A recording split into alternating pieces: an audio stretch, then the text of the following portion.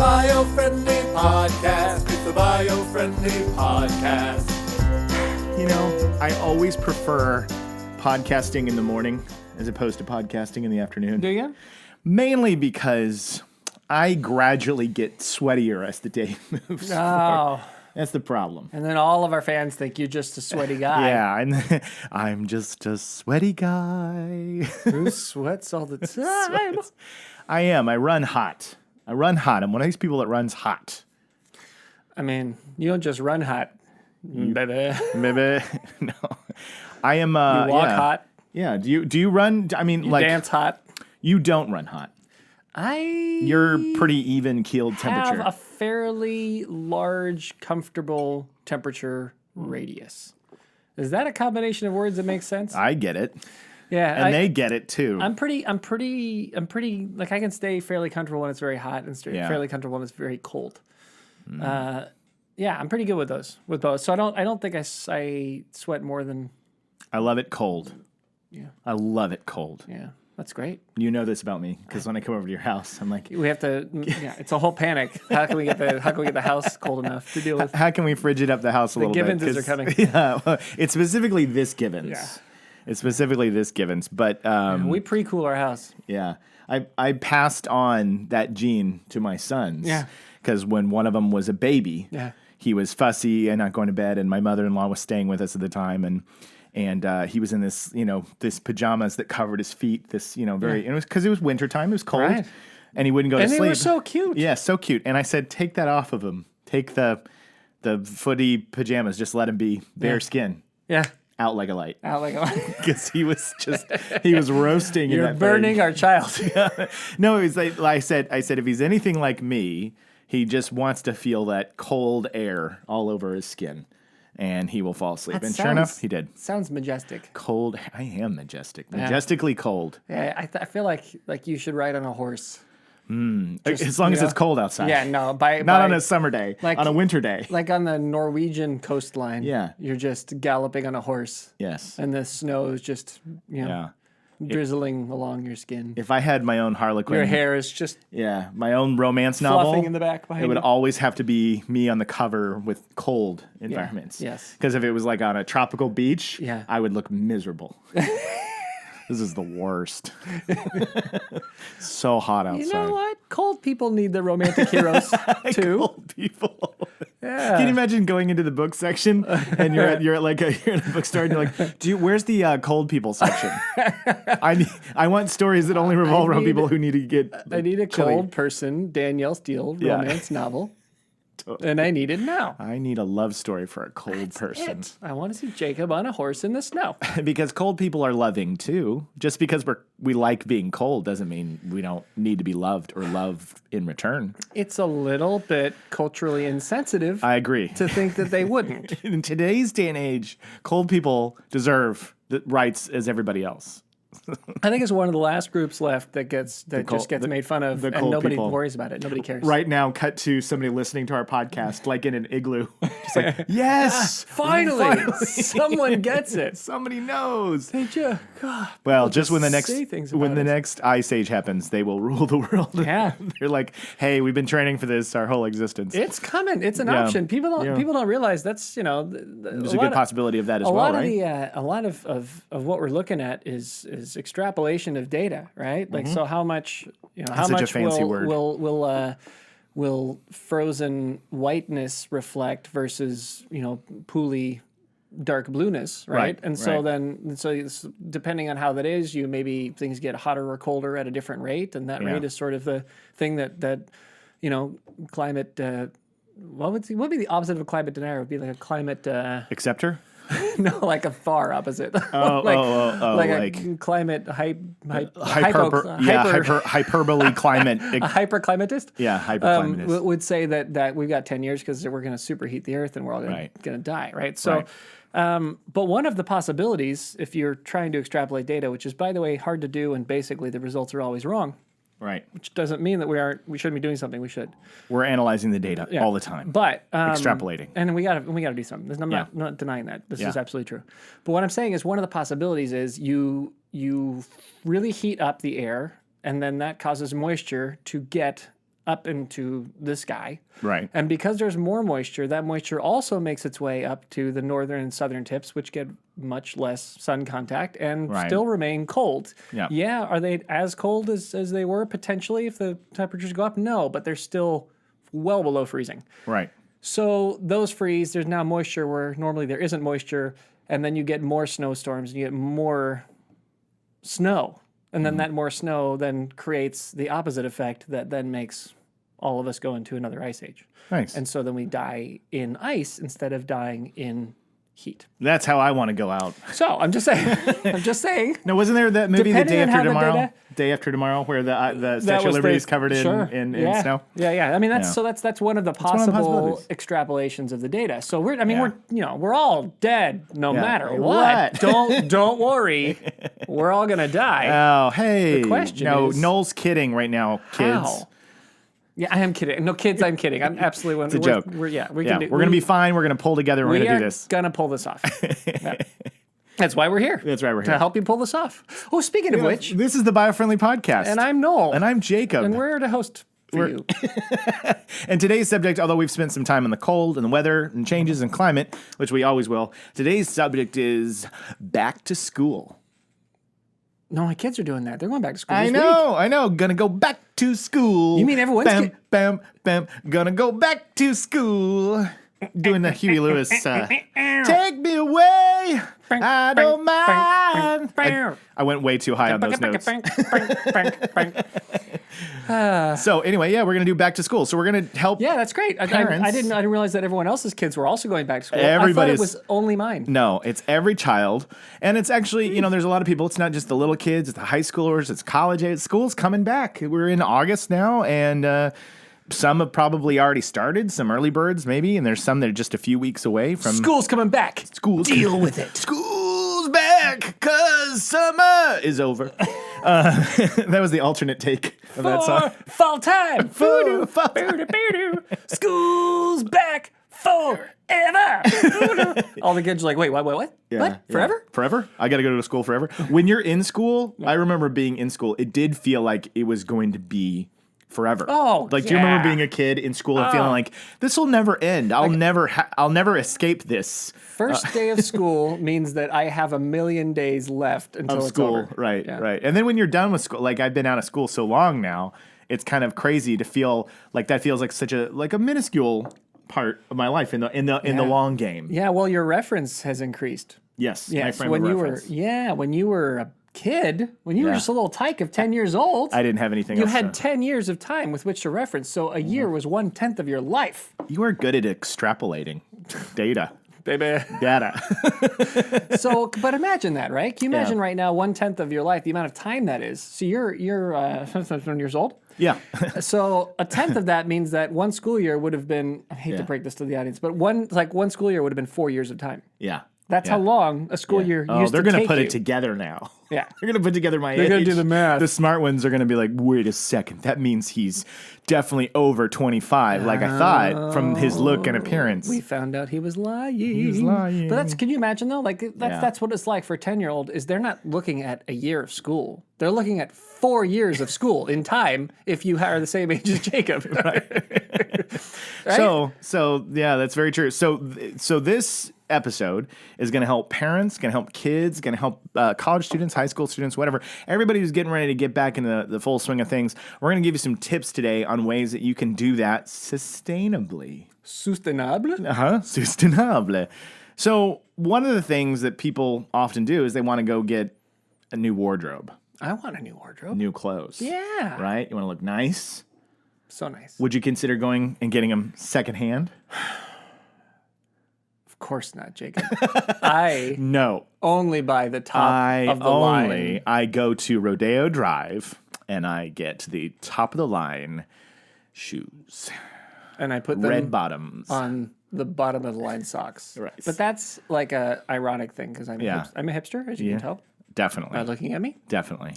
Yeah, sure. No, I would do that. Yeah. Yeah. So, I mean, we're fortunate. I don't know if this happened often when I was a kid, but we have awesome friends and family and people around us all the time that are like, hey, my son has outgrown these shirts. Do you want them? And we get like lots of hand-me-downs and secondhand clothes, and I am fine with that, and I know my wife is fine with that. And since the sons of our friends are huge, we actually wear them ourselves. Yes. It's not even for our This kids. is actually, this was from a 12-year-old. So no, it's one of those things where we'll get bags of shirts, and sometimes these clothes that you get, they're like in amazing shape. They look like they were only worn like maybe one time, if that. And so we'll inherit a bunch of new shirts and stuff like that to get the kids dressed up. Yeah. So well, with kids' clothes, that's such a good point, because you buy a shirt, and that shirt will fit that child for 6 months, and then it's done. then they'll outgrow it. And how many times can you wear it in 6 months? Right. So one way that you can help be sustainable is, instead of going and buying the brand new stuff, and of course I know you need some stuff that's brand new, like underwear, socks, things like that. Ferrari. We don't get those Ferrari underwear. Those. Oh, yeah, that's what I meant. You don't want to get those secondhand. But for a lot of other things, and when I was in high school, we used to think it was really fun. My friends and I would go to the thrift store or the Salvation Army, and we would look for like the weirdest T-shirts or like butterfly collar, like 70s shirts, and we would find all this weird stuff, and I loved getting that. I wore that a lot in high school. But there was a was place called kid. Aardvarks when I was a kid that was out here, which was like a total secondhand thrift store, and it was the best. Yeah. It was the best, because Yeah. you could get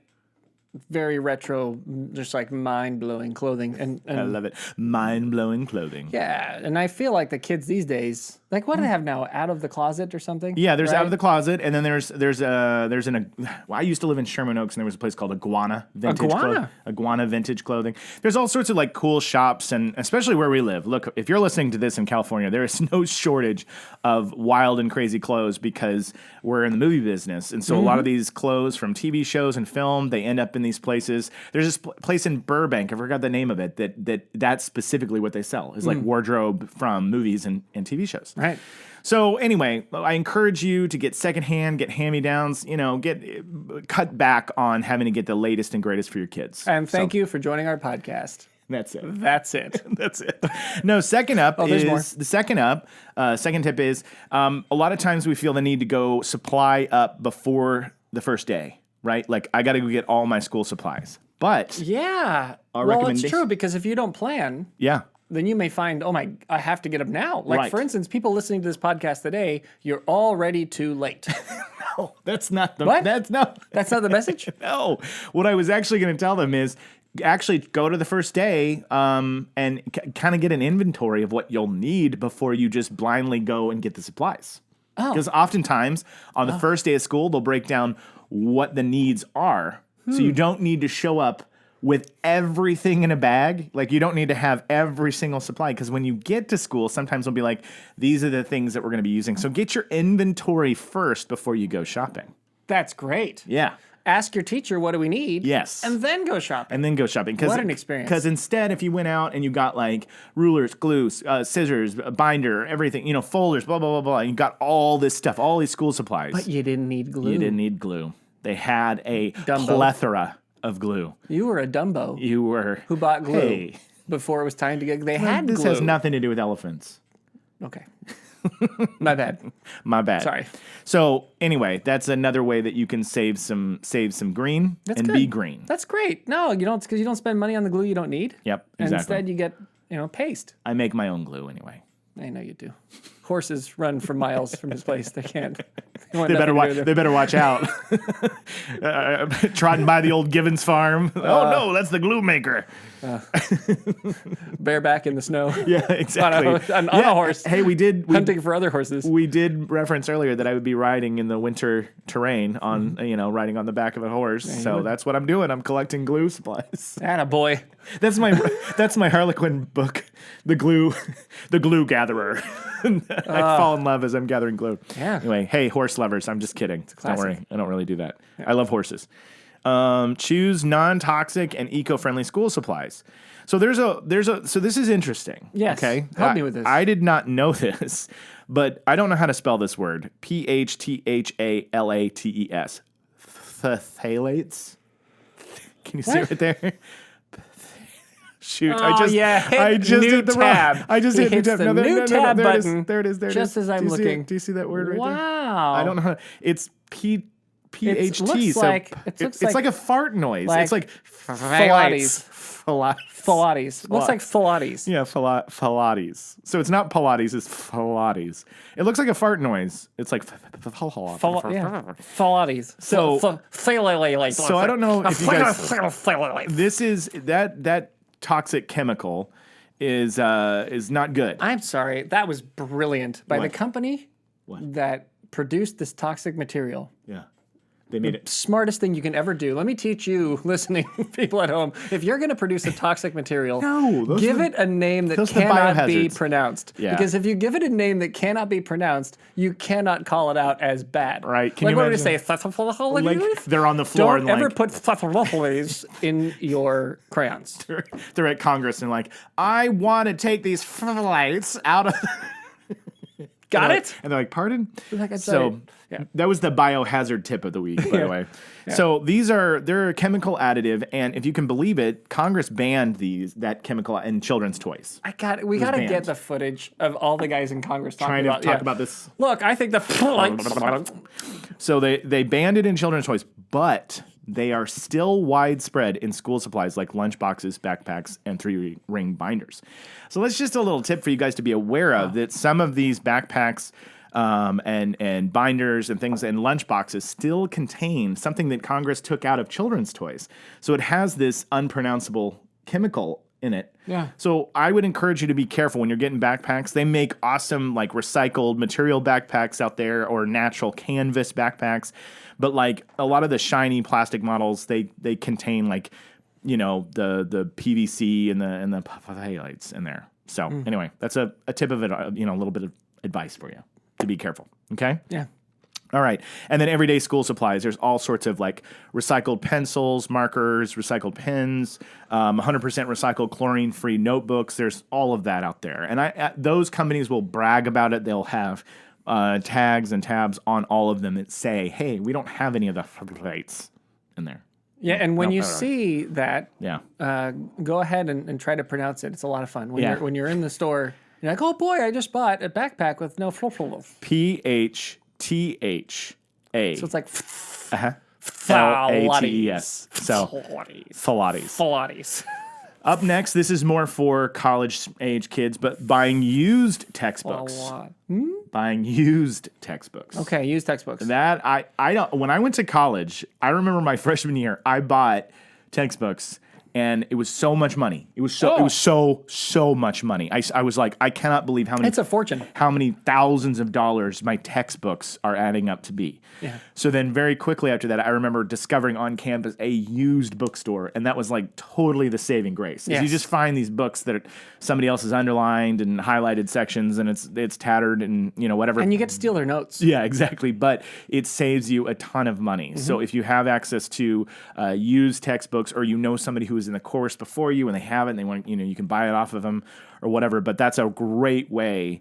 And apparently there's sites like eCampus and Amazon Textbook Rentals. I didn't even know that existed. Textbook rentals. Right? Nice. You can rent some textbooks. Well, and I've got to believe that these forward-thinking universities are starting to make some of these in digital format, aren't they, Jacob? I would think so. I would think that now. I mean, how could you not? Yeah, my mother and brother are both in education, and I know so much of their work now is online. Right. I know that a lot of courses and classes now are online, and that's probably a much-needed growing trend to get away from textbooks. Yeah. So next up is pack a lunch. That's. I mean, yeah, okay. It just says the average elementary school disposes of 20,000 pounds of lunch waste every year. That's 10 tons of trash per school. Yeah, you know, I wonder if universe-wide, if we had if you had better food available for the kids, and they did a more a better job of putting together organic options and really high quality foods for the children in the schools, if it actually would be more efficient in the future, not now. When you're supposed to pack a lunch, as you've been advised. The school took care of it. Well, right. So you've got schools that are putting together, the lunch is there, right? It's already in the spot. They can deal with all of the conceivably the school could deal with the garbage and they could deal with the preparation of and planning of the food in a more sustainable way. Right. If they had a reliable understanding of how many kids were coming, what the kids like to eat, what they were all Yeah. about. And if, provided again, one of the issues you have is that the food isn't always of the highest quality. Yeah. At the cafeteria, No. which I know is sometimes financially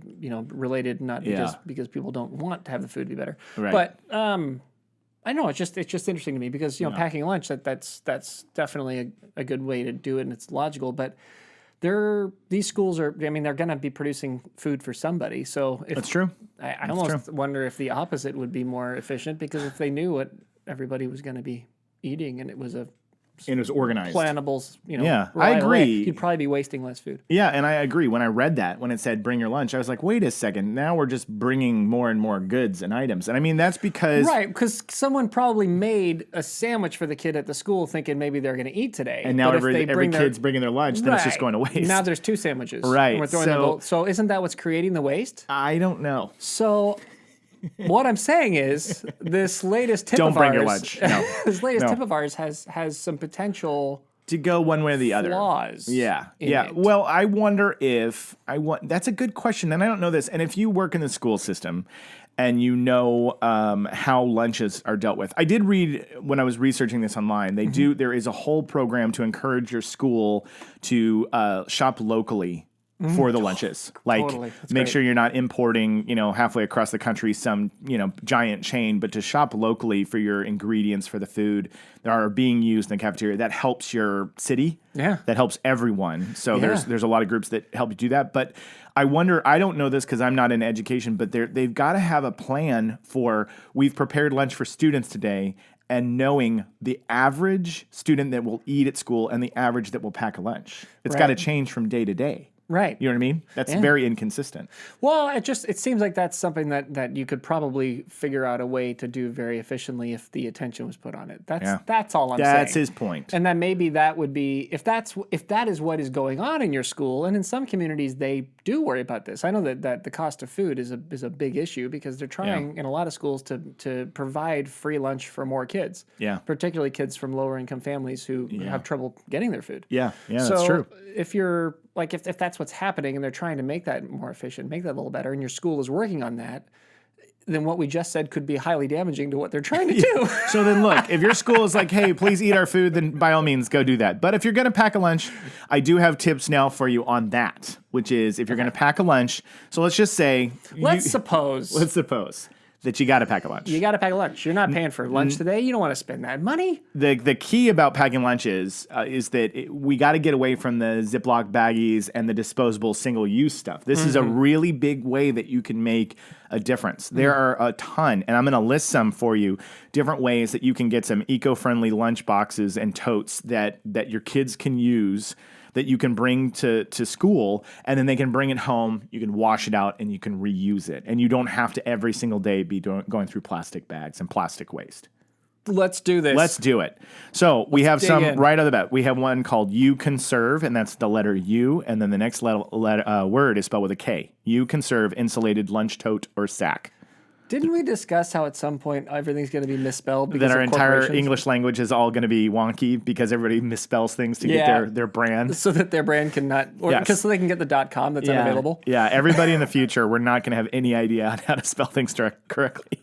So You Conserve is a insulated lunch tote and sack. They're both made from recycled plastic bottles. Okay. So that's kind of their claim to fame. Then there's Eco Lunches 3-in-1 Splash Box.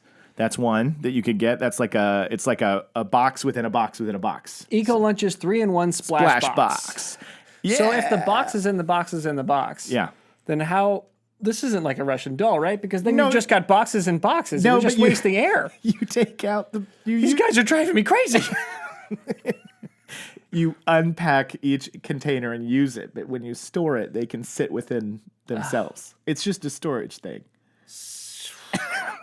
I was about We're to such men, aren't lose we? my mind. It was like, that doesn't make any sense. Like, why would you just put a bunch of boxes and boxes? That just makes more plastic. This one cracks me up. This is, I gotta say, these brands, look, I admire what you guys are doing, but this one, when I saw it, it cracked me up. These are zero waste containers and Tupperwares. This first one is called Life Without Plastic Stainless Steel Containers. Okay, now, I like it. I like what you're going with, but this literally looks like Richie Rich's lunch. Like, Really? Look at that. I'll put a picture up. I don't know if I can see it, if you can see it right here, but it's like silver. I don't know if they can see it, but it's like silver containers. And they look like they're monogrammed, and it literally looks like it's the kid who sits down at the lunch table and is like, hold on, I've got to get my escargot. I've got to get, I've got my tea. And it just looks so fancy. Life without plastics, butt kicking. Bully boxes. Yeah, I exactly. like to call them bully boxes. Yeah, this is if you send your son to school with this or son or daughter with this, they're gonna get picked on because this looks so uppity. This is for those kids who you can't discipline at home because you're too good of a parent. Yeah. So you want to just send them to school. And let the other kids do the parenting for you. Get their whoopings. Yeah, look, I mean, it's. I admire you, Life Without Plastic. I'm trying not to dog you, but you got to come up with something that maybe doesn't look like you are your kids. Like your kids eat caviar. That you are literally Prince William's children, Is Prince Harry? Prince William? They're both. They're There are both. both Prince William and Harry. There is Prince William, Prince There Harry. is. I can't remember who has kids. William will be king. He'll be king. Yes, he will be king. Harry is the younger brother. Yeah. Would have been king had enough horrible disasters happen, but not probably likely anymore because Right. William has children. Yes. And that has been your royal lesson for the day. And that has been your Royal Family Update by Noel.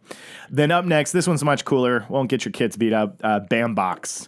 And I like the name of it too. BAMbox. BAMbox is a plastic-free bamboo-based lunch container that ships its product without any plastic packaging. That's a lot of alliteration. I love it. Ships its product without any plastic packaging. Unique New York. So they are. That's a cool way. BAMbox. Okay. I think we get the idea. This is getting. Is it getting old? This is getting ridiculous. I got to move out of the It's packaging. getting. Tell us about the drink bottles. Okay, and then- drink. Okay, get a reusable drink bottle. You know that already. This next one, the company of this one that they say, if your child likes their drink to still be hot or cold when they sit down to lunch, consider investing in a stainless steel water bottle such as the. Now it's S''IP I can't. sip by S''. Well. No more. No more hipster products. No more hipster products today. What we're trying to say is find a reusable Oh, this next one will container. kill you. Clean canteen with K's. Oh my god. Clean canteen. Oh my god. Look, we get it, guys. Look, You all want your brand to stick we've out. pitched a lot of nice brands, I Okay. think. So let's Let's move on. The brand is irrelevant in this case because there's so many options. You just Okay. need a bento box or just like Yep. something that is reusable. It can be stainless steel and meant for the rich, or it can be even be plastic because you're reusing it. That's Right, okay. right. But the idea is let's not get a sack lunch filled with a bunch of plastic sandwich bags that we're just going to throw away. Right. We get it. I Because get it. what we're trying to I am do- sorry. I wasted the audience's time. No, you didn't. That was good laughs. And now they have learned a lot of new ways to spell conserve, Okay. clean, And sip. sip by swell. Yeah. Anyway, what were we going to say? What I was going to say is the other thing we'd like to do here is to make sure that whoever is responsible for dishes at the end of the day wants to murder themselves. Is Right. The next important step. That's very in this, true. This whole kind of thing. I get it. So the children should maybe work with your children to have them clean their containers when they get home. Have your kids do the dishes because That's what we're trying to say. I one of the things that how I pitch into the house Yeah. is at the end of the night because I got kids who do gymnastics. It gets pretty late. Yeah. They could do some dishes. They do it on the weekend. They can't really do it during the week because it just Sure. gets so late. And my wife's working her tail off on a lot of other things in the house at Yeah. that point. So I do the dishes at the end of the day. Right. And we do this. We absolutely get reusable containers and Yeah, and us too. water cups, and we send them to school and do that whole Yeah. shebang. The water bottles. Yeah. And it is it's my way of knowing that I must love the environment because every time I wash all those extra dishes, it does make me want to do. Scream. Well, I want to slit my eye open. Right. I get it. What you're saying is it's a challenge. And for those of you who are listening with kids, that is the challenge is that a Ziploc bag, a thing that you can just throw in the trash, it does make things easier. And I get that. And that's totally normal. We all feel that way from time to time. But I think in the long run, we've kind of overused that right and that privilege to keep buying disposable things. So it's time for us to find new and creative ways to get that packaging. And if it is becoming too much for you to wash them, then you got to share that responsibility with your kids. You got to share the burden. You got to share the burden. Or take turns. Or, as he said, just kind of take, sometimes you just got to recognize. You got to recognize that some of these steps aren't going to be as easy as other ones, and that you're going to have to just do a couple extra dishes. You got to check yourself before you wreck yourself. That is an age-old philosophy. We've heard that. Check yourself before you wreck yourself. Yeah, chickadee, check yourself. Absolutely. Before you wreck yourself. Yeah. No, my point in telling this story is one, to gain sympathy from the audience. Sure. That's always top on my list. Yeah. But two is to let you know that we do understand, we do get it, that asking you to do some of these things, well, he doesn't clean. Really. I don't do anything. No. No, but we get it. Like we understand that it's man, like some of the stuff is it's more work, it's harder, it's more difficult and whatever else, but it does make a difference. It really does.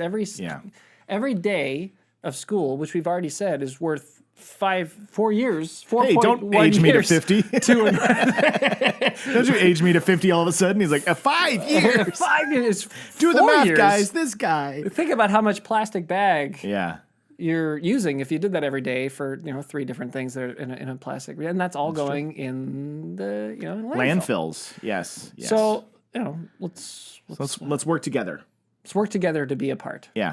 And, I'll list some in the Facebook group. I'll list some products and stuff like that, but you guys don't have to, we don't have to go and list off any more misspelled companies. There's a lot of them. Needless to say, there's a lot. If you Googled, or used Bing, and you went and searched out for things that are environmentally eco-friendly containers, there's a plethora to choose from. Who bought Alta Vista? Bing? Did Bing buy it? I don't know. That's a good question. Alta Vista was a thing. Yeah, I remember Alta Vista. I used it sometimes. Dude, look, you've already announced my age. I remember all of them. GeoCities, Netscape Navigator. I used to use Mama.com even for a little while. You remember the mother of all search engines? Yeah, I mean, Ask Jeeves. Ask Jeeves was it. Yeah, all those search engines before Google came over and took over everything. Go. Yeah. Go. Go.com. Go. I don't remember that one. Yeah, Disney bought them. Oh. Yeah. Wow. Just saying. How about that? That was a tangent. We're running out of time. It's fine. Jacob, stop. Sorry. I'm so sorry. It's worth mentioning. I've been, because I research all sorts of green stuff that's in our social medias.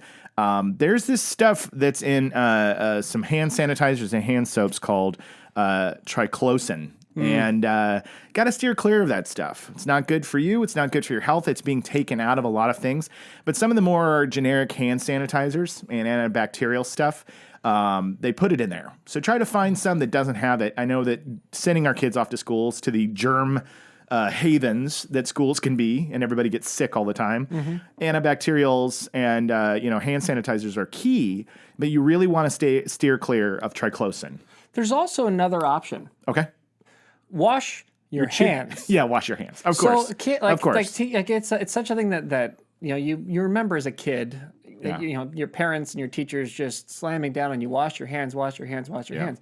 It's better to do that than to use hand sanitizers and alcohols and things that are murdering bacteria and not. Because that's the problem is you need certain bacterias on your hand and on your skin. That's like a thing that you need. Right, and you don't want to train bacteria to survive this stuff either. Just clean your hands. I know.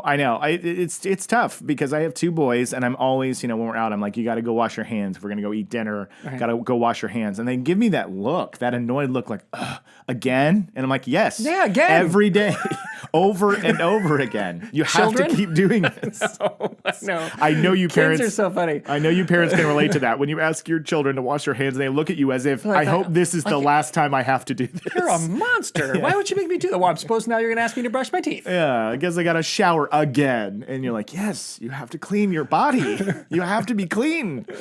So that's another thing. And then the last thing before we close it out is, there's ways to help green your school commute. If you live close enough to the school and it's good weather outside, then go for a walk. Walk as a family if you can. That's a really pleasant thing to do. Ways to carpool and get to your school together. And then this is a key one that I hadn't thought about, which is try not to idle your vehicle outside of the school. Idling your car is a huge contributor to smog and air pollution. So it's important that if you are waiting for your kid or dropping them off and sitting there in your car, turn off your car. I know it's difficult, especially for those. I lived in Chicago for a while. I know those areas can be very, very cold. So it's important not to idle your car for a very long period of time. If you did for a couple minutes, I think that's fine. But if you're sitting there outside of a school idling your car for half an hour, that's not good. I do think that part of that also can be solved by, doing your best to time your trip well, so that you're not there as long. That's true. So that the idle doesn't last as long, and then if it is a cold or hot day and there's an option to wait indoors for your child, that's a way you can do that. Yeah. I know it's hard if you're waiting up front and you're just there for a few minutes, and it is literally. I mean, look, there's places that are summer. We're getting towards summertime, or the beginning hot of the year. You're looking at 110 degrees outside. Yeah, and you've got the AC running, and you're comfortable in your car while you're waiting. Right, and then, like you said, in cold areas during the winter. If it's negative 15, nobody's going to listen to us. Yeah, right. They're going to say, I'm sorry, you're telling me to turn off You want me to turn my heat off? So that I freeze to death waiting for my child? Right. They're going to raise the middle finger and try to kill it, which I understand. So totally. But it'll be a frozen middle finger. It'll be so dead though. It'll be like the end of The Shining. So but like, if you kind of look for ways to limit the amount of idling by or just by using your car in general is kind of the whole idea. That's the idea. Right. Isn't that you do that through better planning? Yeah. And finding other ways to carpool, ride share, things like that. So you got just less idling. Less cars means less idling. Yeah. Right. Yeah. And then if it's school does happen during the spring, and it does happen during the fall. So in those good times, if you don't need to have the idle on, turn it off. Yep. So that's basically it. There's a lot of things that you can do that's great. That was great. Fantastic. This has been good. And so really today we wanted to give you parents some encouragement, some tips on things that, can help, make sustainable choices as you're getting your kids back to school. And if you are high school age and you're listening or college age, there's a lot of ways that you can get ready for school and do your classes and not contribute to using so much paper. Definitely go digital when you can. And make some good sustainable choices with your school supplies and your clothes. And that is terrific. That's the check yourself before you wreck yourself. So gorgeous. So glorious. So glorious. So handsome. So handsome. This has been the Biofriendly Podcast. We are your beacon of light in a gloomy environment. Sound years ahead of the competition. Saving the world eventually. Tantamount. Yes, we said so. We already said so handsome. And what was the one? Now I say tangential, but worth it. And check yourself before you wreck yourself. Chickadee, check yourself. Yeah, you're right. We may as well really. Right. If they're going to do it, they should chickadee. Yeah. Thanks for joining us, guys. Check yourself. We love you. Have a good one. So I don't know why I ended it so creepily. Love you. It's the Biofriendly Podcast. It's the Biofriendly Podcast.